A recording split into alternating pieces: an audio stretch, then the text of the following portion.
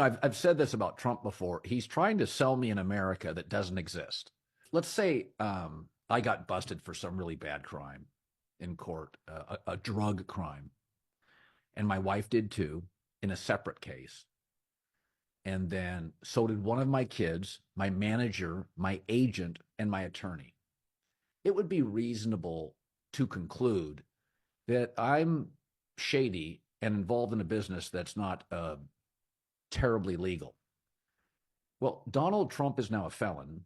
His campaign chairman was a felon. So is his deputy campaign manager, his personal lawyer, his chief strategist, his national security advisor, his trade advisor, his foreign policy advisor, his campaign fixer, and his company CFO. They're all felons, judged by the company you keep. It's a cabal of convicts. It's not that I'm not willing to vote for conservatives. I said I would have voted for um, Mitt Romney. Seemed like a decent family man. I liked the second Bush, George Bush Sr.'s son. I liked him. I thought he was a decent American, a decent human. I liked his wife, Laura Bush. I thought they were decent people. If everybody in your social circle is a felon, I don't think it's rigged. I don't think the world's against you. And to get people to agree on anything, 34 counts, 0 for 34.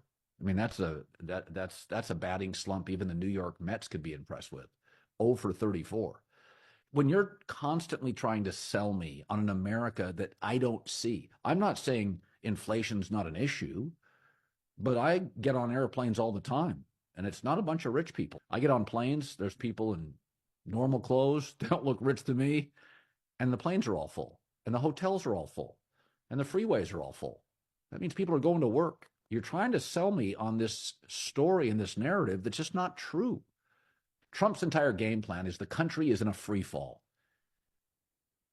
But when everybody in your team, everybody in your group, your cabal is a felon, maybe the world's not against you.